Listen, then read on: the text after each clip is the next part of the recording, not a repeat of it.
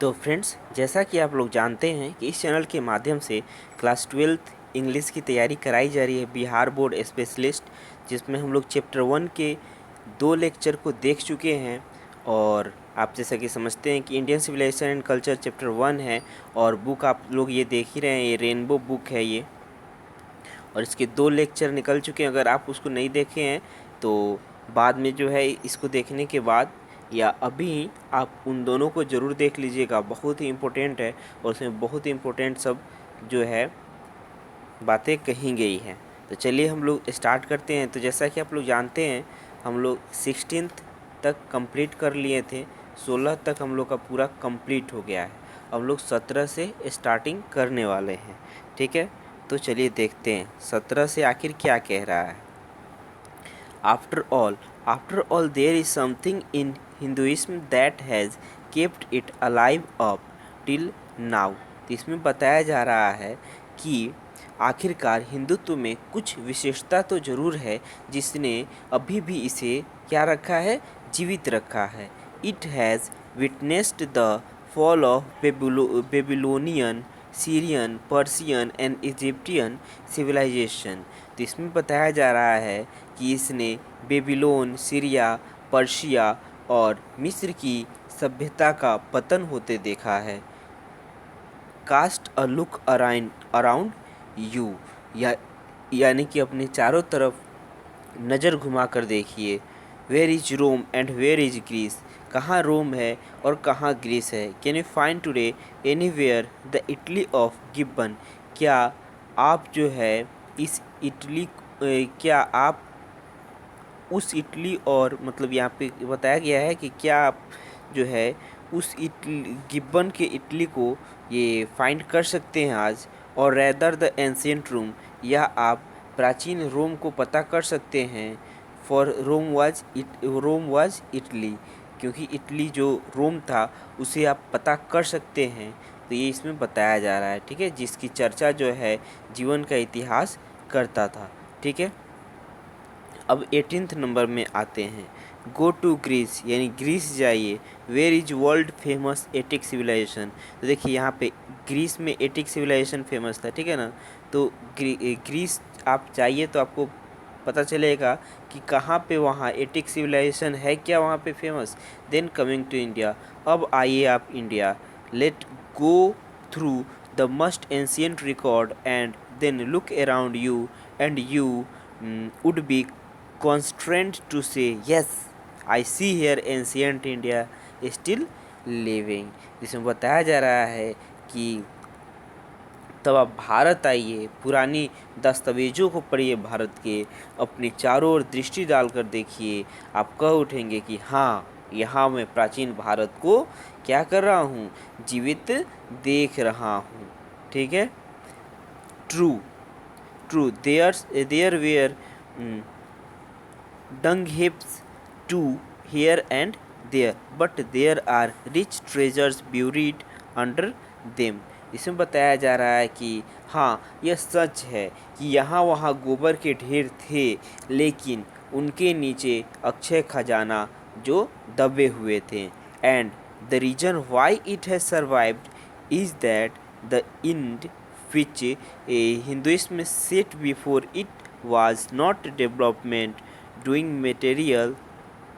long material but spiritual lines। जिसमें बताया जा रहा है कि इसने आज तक जीवित रहने का कारण है, इसके आज तक जीवित रहने का कारण है कि भारत ने भौतिकता की जगह आध्यात्मिकता को विकसित किया है। भौतिकता की जगह किसको विकसित किया है, आध्यात्मिकता को विकसित किया है, ठीक है। Our civilisation, our culture, our swaraj depend not upon multiplying our wants self intelligence but upon restricting wants self renewal. इसमें बताया जा रहा है कि हमारी सभ्यता, हमारी संस्कृति, हमारा स्वराज आसक्ति और चाहत के बढ़ने पर आधारित नहीं है, बल्कि ये आसक्ति और चाहत के नियंत्रण पर आधारित है। European civilisation is no doubt suited for Europeans, but it will mean ruin for India if we endeavor to copy it। तो बताया जा रहा है कि यूरोपियन सिविलाइजेशन बेशक यूरोपियंस के लिए सूट करता है, लेकिन अगर इंडिया जो है इसको अपनाता है, अगर इंडिया इसका कॉपी करता है, तो फिर इंडिया बर्बाद हो सकता है। This is not to say that we may not adopt assimilate whatever may be good and capable of assimilation by us, as it does not mean that even the European will not have to part with whatever evil might have crept into it. तो अब इसमें आगे गांधी जी कहते हैं कि इसका यह अर्थ कतई नहीं है, इसका यह अर्थ बिल्कुल नहीं है कि हम उसे भी ग्रहण न करें जो कुछ उसमें ग्रहण करने योग्य है अथवा जिसमें ग्रहण करने के हम योग्य हैं। ठीक है, इसका अर्थ यह नहीं है कि जो इसमें कुछ बुरा है उसे यूरोपवासी भी नहीं छोड़ें। ठीक है, तो थोड़ा सा और बाकी है, चलिए आगे देखते हैं।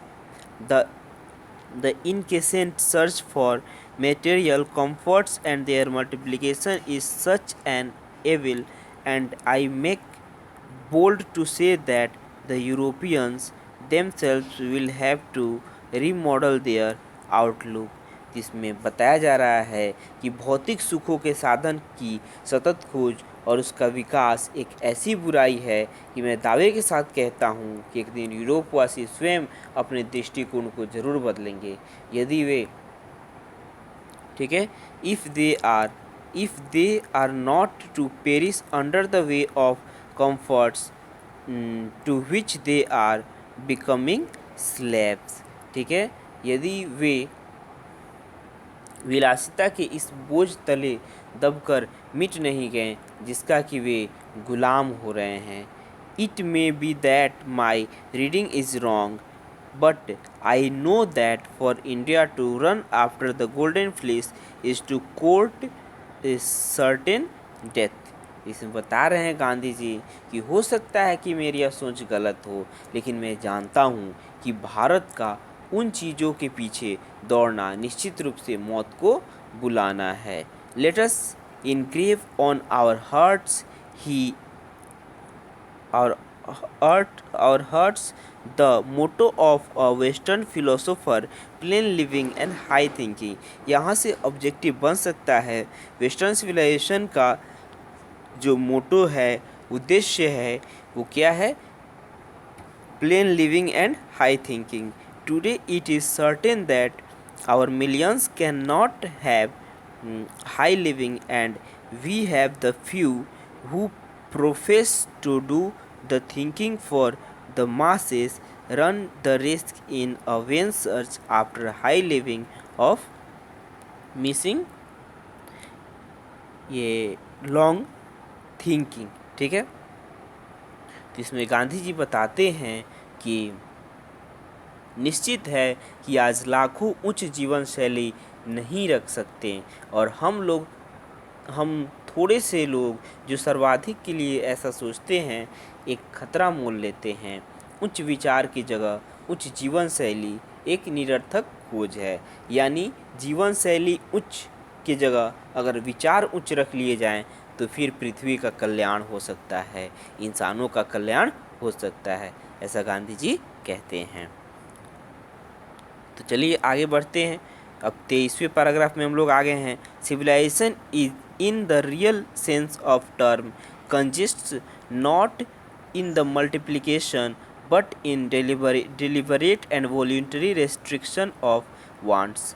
तो वास्तव में सभ्यता का जो वास्तविक अभिप्राय है वो चाहतों की सीमाहीन वृद्धि नहीं बल्कि बलपूर्वक उस पर नियंत्रण करना है। This alone increases and promotes contentment, real happiness and capacity for service. इसमें बताया जा रहा है केवल यही संतोष को पैदा करता है और वास्तविक सुख और सेवा भाव को लाता है। A certain degree of physical harmony and comfort is necessary, but above a certain level it becomes a hindrance instead of help। ठीक है, एक निश्चित सीमा तक भौतिक सुख आवश्यक है, लेकिन एक निश्चित सीमा के बाद यह सहायक की बजाय क्या बन जाता है? ये क्लेश बन जाता है, ठीक है, दुख बन जाता है।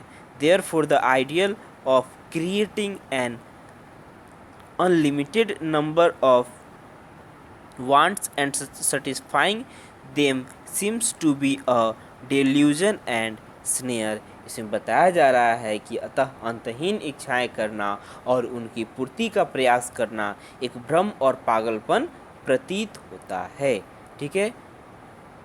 The satisfaction of one's physical needs, even the intellectual needs of one's narrow self, must meet a certain point of dead stop before it degenerated into physical and intellectual voluptuousness. A man must arrange his physical and cultural circumstances so that they do not hinder him in his service of humanity, on which all his energies should be concentrated। इसमें बताया जा रहा है कि किसी भी भौतिक एवं बौद्धिक आवश्यकताओं की एक सीमा पर समाप्त हो जानी चाहिए, इसके पूर्व कि वह बौद्धिक लिप्सा का रूप ले ले। हर किसी को अपना भौतिक एवं सांस्कृतिक वातावरण तैयार करना चाहिए ताकि वह मानवता के सेवा के पीछे न रह सके और उसकी पूरी शक्ति उस पर केंद्रित हो सके। तो इस प्रकार से आपका फर्स्ट चैप्टर कंप्लीट हो गया है। पैराग्राफ 1 से लेके मैंने पैराग्राफ 24 तक एक एक लाइन बाय लाइन पढ़ के उसका मैंने हिंदी बता दिया है। इससे आपका वोकेब भी मजबूत हो जाएगा, इससे आपका ऑब्जेक्टिव भी मजबूत हो जाएगा, साथ ही साथ इससे आप क्वेश्चन आंसर दे पाएंगे, इससे आप जो है समरी बना पाएंगे इसका, और साथ ही साथ इसके आधार पर आप जो 2-4 लाइन दिए जाते हैं और उसको कहा जाता है कि एक्सप्लेन करो, वो भी आप कर सकते हैं। तो बहुत ही इम्पोर्टेंट ये 2-3 लेक्चर है, आप लोग इसे ज़रूर से ज़रूर देखें। और जहाँ पे भी आपको कोई डाउट लग रहा है कमेंट बॉक्स में उस डाउट को आप बताइए, और कुछ अगर कमी लगे तो आप उसे ज़रूर बताइएगा। ये था रेनबो का फर्स्ट चैप्टर का पूरा आपका एक्सप्लेनेशन। तो उम्मीद है वीडियो आपको हेल्पफुल लगा होगा, ये क्लास आपको हेल्पफुल लगा होगा। अगर ये क्लास आपको हेल्पफुल लगे तो प्लीज़ इसे लाइक कीजिए और इसे शेयर कीजिए सबके पास में। जो भी आपके दोस्त, आपके भाई, आपकी बहन जो हैं, जो भी क्लास 12th में पढ़ते हैं, बिहार बोर्ड से पढ़ते हैं, उन्हें ज़रूर बताइए कि क्लास 12th की तैयारी इस चैनल के माध्यम से कराई जा रही है और कंप्लीट तैयारी कराई जा रही है। तो आप लोग निश्चिंत होकर जुड़े, और इस वीडियो को देखने के लिए, इस क्लास को देखने के लिए बहुत बहुत धन्यवाद। Thank you.